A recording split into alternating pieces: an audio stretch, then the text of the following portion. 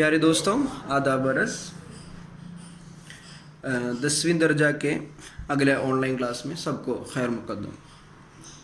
हम अभी तक थोड़ा वक्त व्हाट्सएप में चर्चा किया कि हमारे पिछले क्लास के बारे में। अभी हमको हमारा सरगर्मियाँ अभी देखेंगे। पेज नंबर 12 में आपने किताब खोलिए और देखिए। पहला सवाल ये है कि मेरी सारी कामयाबों की हकदार सिर्फ मेरी माँ है माँ। നമ്മൾ തുടർ പ്രവർത്തനങ്ങളിലേക്ക് നോക്കുകയാണ്, നമ്മുടെ സർഗർമ്മികൾ നോക്കുകയാണ്. കുറച്ച് സമയം നമ്മൾ വാട്സപ്പിലൂടെ പാഠഭാഗങ്ങളൊക്കെ ഒന്ന് ചർച്ച ചെയ്തു അല്ലേ. ആദ്യത്തെ ചോദ്യം നോക്കാം. ആദ്യത്തെ ചോദ്യത്തിൽ ഇങ്ങനെയാണ് പറയുന്നത്, എന്താണ്? മേരി സാരി കാമയാബോം കി ഹക്ക്ദാർ സിർഫ് മേരി മാ ഹെ മാ. സാജൻ പറയാണ് അല്ലേ, സാജൻ അഖ്ബാർ വാലോം സെ അപ്പിനി മാ K Bare may Kahne Laga. Sajan തൻ്റെ അമ്മയെക്കുറിച്ച് പത്രക്കാരോട് പറയുന്നുണ്ട് അതിലല്ലേ, എൻ്റെ എല്ലാ വിജയത്തിൻ്റെയും അവകാശി അമ്മയാണെന്ന് പറയുന്നുണ്ട്. बच्चों, अगर आपको साजन से मिलने का मौका मिला तो क्या क्या पूछेंगे? चंद सवालात तैयार कीजिए. നിങ്ങൾക്ക് സാജനെ കണ്ടുമുട്ടാനൊരു അവസരം ലഭിക്കുകയാണെന്നുണ്ടെങ്കിൽ നിങ്ങൾ സാജനോട് എന്തെല്ലാം ചോദ്യങ്ങളാണ് ചോദിക്കുക എന്നുള്ളതാണ്. അതായത് പത്രക്കാർ ചോദിക്കുന്ന ചോദ്യങ്ങൾക്കുപരി നിങ്ങൾ എന്തെല്ലാം ചോദ്യങ്ങൾ അവരോട് സാജൻ്റെ അടുത്ത് ചോദിക്കും എന്നുള്ളതാണ് ചോദ്യം. അപ്പോൾ ഞാൻ കുറച്ച് ഉദാഹരണങ്ങൾ ഞങ്ങൾക്ക് തരാം. അതുപോലെ നിങ്ങളും നോക്കിയിട്ട് മറ്റു ചോദ്യങ്ങളും നിങ്ങൾ തയ്യാറാക്കണം അല്ലേ. കുറച്ച് ചോദ്യങ്ങൾ ഇപ്പോൾ നിങ്ങൾക്ക് സ്ക്രീനിൽ കാണാം. ആദ്യത്തെ ചോദ്യമായിട്ട് നമുക്ക് ചോദിക്കാം അല്ലേ, എന്ത്? ഇസ് ഖുഷി കെ മൗഖിയ പർ ആപ്കോ ക്യാ ലഗ്താ ഹൈ. എന്താണ്? വളരെ സന്തോഷത്തിൻ്റെ ഒരു അവസരത്തിലാണ് നിൽക്കുക അല്ലേ. മൗഖിയ എന്ന് പറഞ്ഞാൽ അവസരം എന്നുള്ളതാണ്. ഇസ് ഖുഷി കെ മൗഖിയ, സന്തോഷത്തിൻ്റെ അവസരത്തിൽ ആപ്കോ ക്യാ ലഗ്താ ഹൈ, നിങ്ങൾക്ക് എന്താണ് തോന്നുന്നത് അല്ലേ, നിങ്ങൾക്ക് എന്താണ് ഇപ്പോൾ നിങ്ങളുടെ മനസ്സിലുള്ളത് ഈ സന്തോഷത്തിൻ്റെ അവസരത്തിൽ. രണ്ടാമതായിട്ട് നമുക്ക് ചോദിക്കാം, ഇസ് കാമിയാബി കെ പീछे കിസ്കാ ഹാത്ത് ഹേ. ഇസ് കാമിയാബി കെ പീछे കിസ്കാ ഹാത്ത് ഹേ. പത്രക്കാർ അതിൽ ചോദിക്കുന്നത് അതേ ചോദ്യം തന്നെയാണ് അല്ലേ, നിങ്ങൾക്ക് ആവർത്തിക്കാം, കുഴപ്പമില്ല. ഈ വിജയത്തിൻ്റെ പുറകിൽ ആരുടെ കൈയാണെന്ന് ചോദിക്കാം. അടുത്തായിട്ട് ചോദിക്കാം നമുക്ക്, എന്ത്? മാനെ ക്യാ ക്യാ മദദ് കി. അമ്മ എന്തെല്ലാം സഹായങ്ങളാണ് ചെയ്തിട്ടുള്ളത് അല്ലേ. വിജയത്തിൻ്റെ പുറകിൽ അമ്മയാണെന്ന് പറയുമ്പോൾ നമുക്ക് ചോദിക്കാം, എന്ത്? മാനെ ക്യാ ക്യാ മദദ് കി, അമ്മ എന്തൊക്കെ സഹായങ്ങളാണ് ചെയ്തെന്നത്. പിന്നെ വേണമെങ്കിൽ നമുക്ക് ചോദിക്കാം, എന്ത്? ഇംതിഹാൻ കി തയ്യാരി കബ് ശുരു ഹുവ. ഇംതിഹാൻ എന്ന് പറഞ്ഞാൽ എന്താ? പരീക്ഷ. പരീക്ഷയുടെ തയ്യാറെടുപ്പുകൾ കബ് ശുരു ഹുവ, എപ്പോഴാണ് തുടങ്ങിയത്. തയ്യാരി എന്ന് പറഞ്ഞാൽ തയ്യാറാണ്, തയ്യാറെടുപ്പ് എപ്പോഴാണ് തുടങ്ങിയത്. അടുത്തായിട്ട് നമുക്ക് ചോദിക്കാം, എന്ത്? ആപ്കി ജിന്ദഗി കാ ഖ്വായിഷ് ക്യാ താ. നിങ്ങളുടെ ജിന്ദഗി കാ ഖ്വായിഷ്, ജീവിതത്തിൻ്റെ സ്വപ്നം, ആഗ്രഹങ്ങൾ എന്തായിരുന്നു? നിങ്ങളുടെ ജീവിതത്തിലെ ആഗ്രഹം എന്തായിരുന്നു? ക്യാ താ, ഇത് തന്നെ ആയിരുന്നോ? എന്തായിരുന്നു? ഇനി IAS ഒക്കെ എടുത്ത് പാസ്സായി എന്തായി പോകണം, കളക്ടർ ആവാൻ പോകണം അല്ലേ. അപ്പോൾ നമുക്ക് ചോദിക്കാം, എന്ത്? ആ കളക്ടർ ബനെ തോ ക്യാ ക്യാ കർ സക്തേ ഹേ. നിങ്ങളൊരു പക്ഷെ കളക്ടറായി വരികയാണെങ്കിൽ ക്യാ ക്യാ കർ സക്തേ ഹേ, നിങ്ങൾ എന്തെല്ലാം ചെയ്യും ഈ സമൂഹത്തിന് വേണ്ടി അല്ലേ. ക്യാ ക്യാ കർ സക്തേ, എന്തെല്ലാം ചെയ്യാൻ സാധിക്കും നിങ്ങൾക്ക്. ഇനിയും നിങ്ങൾക്ക് ഇതുപോലെ കുറച്ച് ചോദ്യങ്ങൾ ഇതിലേക്ക് ആഡ് ചെയ്യാം. ഓക്കെ, നമുക്ക് അടുത്തതായിട്ട് നോക്കാം ഒരു ചോദ്യം. ലക്ഷ്മി कहती है कि मैं कितनी बदनसीब माँ हूँ, अपने बेटे को नए कपड़े खरीद कर न दे सकी. बच्चों, हमारे स्कूल और इसके आसपास भी साजन जैसे बच्चे होंगे. उनकी मदद के लिए हम क्या कर सकते? अपने ख्यालात लिखिए. എന്താ പറയുന്നത്? ലക്ഷ്മി പറയണത്, ഞാൻ വളരെ നിർഭാഗ്യവതിയായ ഒരു അമ്മയാണ് അല്ലേ. എൻ്റെ മകനൊരു പുതിയ വസ്ത്രം വാങ്ങിച്ചു കൊടുക്കാൻ പോലും എനിക്ക് സാധിച്ചില്ല. നയേ കപ്പടെ, ഒരു പുതിയ വസ്ത്രം വാങ്ങിച്ചു കൊടുക്കാൻ പോലും ഖരീദ് കർ ദേ സക്കെ, വാങ്ങിച്ചു കൊടുക്കാൻ എനിക്ക് സാധിച്ചില്ല. പക്ഷേ മക്കളെ, നമ്മുടെ സ്കൂളിലും ഇതേപോലെ നമ്മളെ ചുറ്റുവട്ടത്തൊക്കെ സാജനെ പോലെ ഒരുപാട് ആളുകൾ ഉണ്ടാവും അല്ലേ. നമ്മൾ ഈ ഓൺലൈൻ കാലഘട്ടം തുടങ്ങിയപ്പോൾ നമ്മൾ മനസ്സിലാക്കിയതാണ്, ഒരുപാട് കുട്ടികൾക്ക് എന്താണ് സ്വന്തമായിട്ട് ഇപ്പോൾ നിങ്ങൾ ഫോണിൽ കാണുന്ന പോലെ അവർക്ക് ഫോണൊന്നും ഉണ്ടായിരുന്നില്ല അല്ലേ. ഒരുപാട് ആളുകൾ ഇതൊരു ബുദ്ധിമുട്ടായിരുന്നു ക്ലാസ് കേൾക്കാൻ കഴിയാണ്ട്. അപ്പോൾ നമ്മൾ എന്ത് ചെയ്തു, എല്ലാവരും കൂടെ കൂടിയിട്ട് അവർക്ക് മൊബൈൽ ഫോൺ വാങ്ങിച്ചു കൊടുത്തു അല്ലേ. അവർക്ക് പഠിക്കാൻ ആവശ്യമായ സാമഗ്രികൾ നമ്മൾ കൊടുത്തു, പുസ്തകങ്ങൾ കൊടുത്തു, മറ്റു പേന കാര്യങ്ങളെല്ലാം വാങ്ങിച്ച് നമ്മൾ കൊടുത്തു. അപ്പോൾ ഇവിടെ ചോദിക്കണത് അങ്ങനെയുള്ള കുട്ടികളെ ഉൻകി മദദ് കെ ലിയെ അവരെ സഹായിക്കാൻ വേണ്ടി ഹം ക്യാ കർ സക്തേ നമുക്ക് എന്ത് ചെയ്യാൻ പറ്റും. അപ്പനെ ഹയാലാത്ലിക്ക് നിങ്ങളുടെ ചിന്തകൾ എഴുതാനാണ് പറയുന്നത്, നിങ്ങളുടെ അഭിപ്രായങ്ങൾ എഴുതാനാണ് പറയുന്നത്. എന്താ ഹംകോ ക്യാ കർ സക്തേ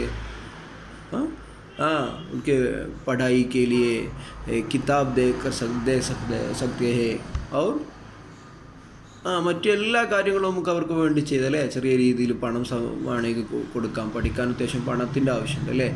പൈസ ദേക്കർ മദദ് കർ സക്തേ ഹേ.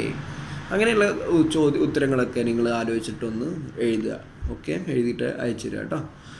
നെക്സ്റ്റ് മൂന്നാമത്തെ ചോദ്യം നോക്കിയേ. मेरे शौहर के इंतकाल के वक्त साजन की उम्र 8 साल की थी और मालती की उम्र 5 साल की थी. ലക്ഷ്മി अपनी कहानी अखबार वालों को सुनाने लगी. എന്താണ് ലക്ഷ്മിയുടെ പറയുകയാണ്, ലക്ഷ്മി തൻ്റെ കഥ പത്രക്കാരോട് പറയുന്നതിൻ്റെ ഒരു തുടക്കമാണ് അല്ലേ. എൻ്റെ ഭർത്താവിൻ്റെ മരണസമയത്ത് സാജന് വെറും 8 വയസ്സേ ഉണ്ടായിരുന്നുള്ളൂ, മാലതിക്ക് വെറും 5 വയസ്സേ ഉണ്ടായിരുന്നുള്ളൂ അല്ലേ. ലക്ഷ്മി തൻ്റെ കഥ ഇങ്ങനെ പറയാൻ തുടങ്ങി എന്നുള്ളതാണ്. ഞാനിപ്പോൾ ഒരു ചെറിയ ഒരു വീഡിയോ നിങ്ങൾക്ക് കാണിച്ചു തരുന്നുണ്ട്. ആ വീഡിയോയിൽ എന്താണ് സാജൻ്റെ ഒരു കഹാനിയാണ് അല്ലേ. നമ്മുടെ കഥ പറയുന്നതിന് അല്ലേ, ആ ഹം അപ്പിന ഖുദ് അപ്പിന കഹാനി കഹിനേക്കോ ആബീത്തി കഹത്തെ ഹേ. നമ്മുടെ കഥ പറയുന്നതിനാണ് ആബീത്തി എന്ന് പറയുന്നത് അല്ലേ. ഇവിടെ ഞാനൊരു ചെറിയ വീഡിയോ നിങ്ങൾക്ക് തരുന്നുണ്ട്. ഈ വീഡിയോ കണ്ടു നോക്കൂ. ഇത് നമ്മുടെ സാജൻ്റെ ആബീത്തിയാണ്. ഇതിൽ നമ്മൾ ലക്ഷ്മിയുടെ ആബീത്തിയാണ് പഠിച്ചത് അല്ലേ. ഇനി സാജൻ്റെ ആബീത്തിയാണ് ഞാൻ നിങ്ങൾക്ക് ഒരു വീഡിയോ ആയിട്ട് തരുന്നുണ്ട്. मैं साजन हूँ. मेरा घर गांव की एक झोंपड़ी में है.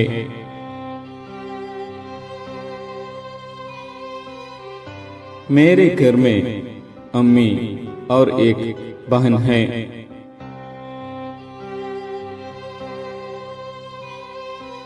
मेरी माँ लक्ष्मी दुकानों और गली कूचों की सफाई करती हैं. मेरे अब्बा बचपन में ही इंतकाल हो गए थे.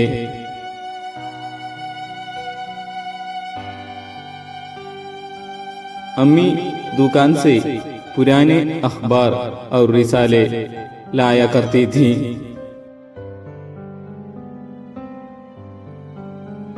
रिसाले और अखबार पढ़कर मुझे कुतुब बीनी की आदत हुई. मैं आज IAS का इम्तिहान पास हो गया. मेरी सारी कामयाबियों का हकदार सिर्फ मेरी माँ है.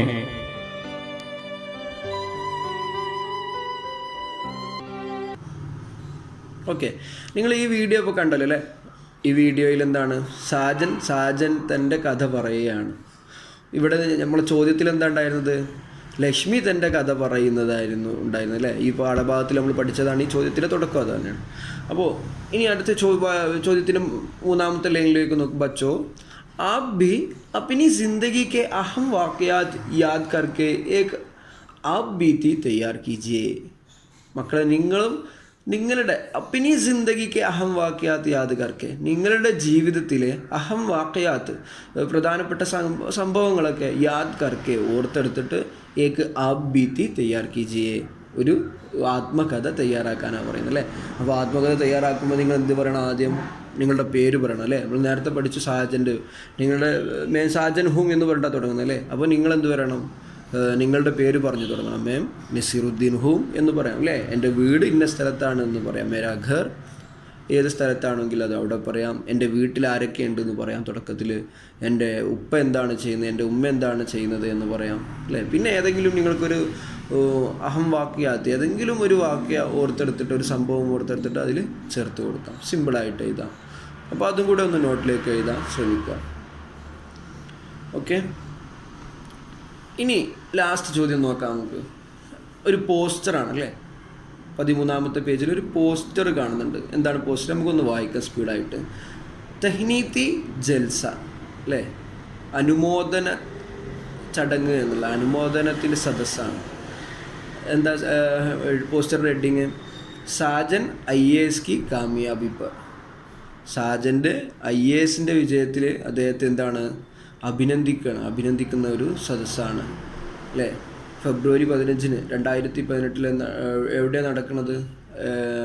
5 മണിക്കാണ് അല്ലേ. 5 ബജേക്കും 5 മണിക്ക് ലൈബ്രറി ഹാൾ എറണാകുളത്ത് വെച്ചാണ്. എറണാകുളത്തെ ലൈബ്രറി ഹാളിൽ വെച്ചിട്ടാണ് ഫെബ്രുവരി 5 2018 ഫെബ്രുവരി 5 5 മണിക്കാണെന്ന് മെഗാ പോസ്റ്റർ എന്ന് മനസ്സിലാക്കാൻ കഴിയും. അതുപോലെ എറണാകുളം ലൈബ്രറി ഹാളിൽ വെച്ചിട്ടാണ് പ്രോഗ്രാം നടക്കുന്നത് മനസ്സിലാക്കും അല്ലേ. അടുത്തത് നോക്കൂ, സൊദ്രാത്ത്. എന്താ സൊദ്രാത്ത് എന്ന് പറഞ്ഞാൽ? സൊദ്രാത്ത് എന്ന് പറഞ്ഞാൽ അധ്യക്ഷൻ എന്നുള്ളതാണ്. അധ്യക്ഷൻ ആരാണ്? കുമാരൻ മാസ്റ്ററാണ്. സദ്രെ പഞ്ചായത്ത് കുമാരൻ മാസ്റ്ററാണ് അധ്യക്ഷനായിട്ട് വരുന്നത്. എന്താ സദ്രെ പഞ്ചായത്ത് എന്ന് പറഞ്ഞാൽ പഞ്ചായത്ത് പ്രസിഡന്റ് അല്ലേ. അപ്പോൾ നമുക്ക് മനസ്സിലായി പ്രോഗ്രാമിൻ്റെ അധ്യക്ഷൻ ആരാണ്? കുമാരൻ മാസ്റ്ററാണ്. ഇഫ്തിതാഹ് എന്ന് പറഞ്ഞാൽ എന്താ? ഉദ്ഘാടനം ആരാണ്? അഹമ്മദ് ജമാൽ MLA അല്ലേ. അവിടുത്തെ MLA ആണ്, സ്ഥലം MLA അഹമ്മദ് ജമാലാണ് ഉദ്ഘാടനം നടത്തുന്നത്. അടുത്തത് തെഹ്നീത്തി ഖുത്തുബ. എന്താണ്? അനുമോദന പ്രസംഗം ആരാ നടത്തുന്നത്? വാർഡ് മെമ്പറായിട്ടുള്ള രമാദേവിയാണ്. ഇസ്ഹാറെ തഷ്കുർ. എന്താണ് ഇസ്ഹാറെ തഷ്കുർ എന്ന് പറഞ്ഞാൽ? നന്ദി പ്രകാശിപ്പിക്കുകയാണ് അല്ലേ. നന്ദി പ്രസംഗം നടത്തുന്നത് ആരാണ്? ജോസഫാണ്. ലൈബ്രറിയുടെ സെക്രട്ടറി ആയിട്ടുള്ള ജോസഫാണ്. തമാം അഹ്ബാബ് സെ ജൽസാ മേം ഷർക്കത്ത് കി ദർഖ്വാസ്ത് ഹേ. എന്താ എല്ലാ മെമ്പർമാർക്കും എന്താണ്? എല്ലാ കൂട്ടുകാർക്കും ജൽസയിലേക്ക് സ്വാഗതം പറയണം അല്ലേ. ആ മീറ്റിങ്ങിലേക്ക്, ആ സമ്മേളനത്തിലേക്ക് സ്വാഗതം എന്നാണ് ആ പോസ്റ്ററിൻ്റെ താഴെ അല്ലേ. അപ്പോൾ ഒരു പോസ്റ്റർ എങ്ങനെ എഴുതണം എന്നുള്ള അതിൻ്റെ ഘടന നിങ്ങൾക്ക് മനസ്സിലായിട്ടുണ്ടാവും എന്ന് വിചാരിക്കുന്നു. പോസ്റ്ററിൽ എന്തൊക്കെ വേണം?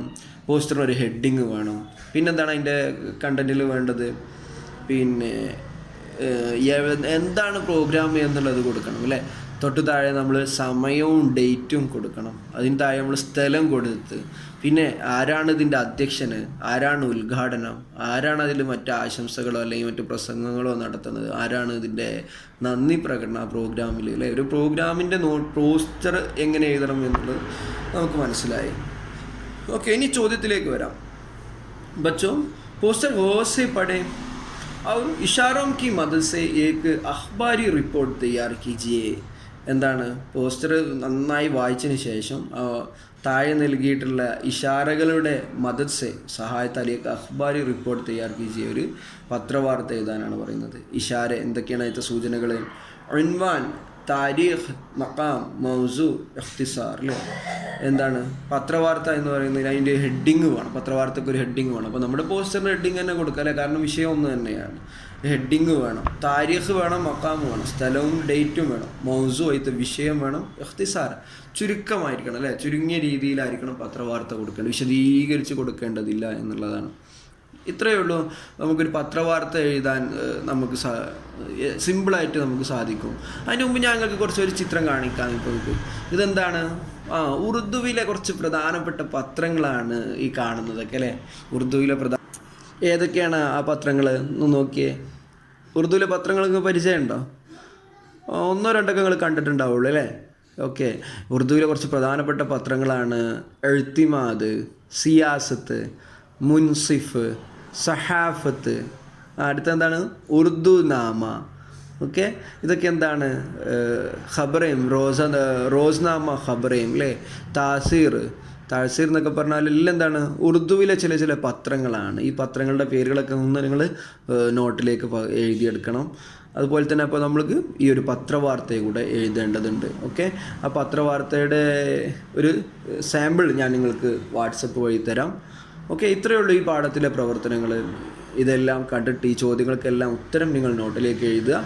എഴുതിയതിന് ശേഷം എനിക്ക് അയച്ചു തരിക. ഓക്കെ, ഇൻഷാ അല്ലാഹ് നമുക്ക് ഫിർ മിലേംഗെ. ഖുദാ ഹാഫിസ്. ശുക്രിയ.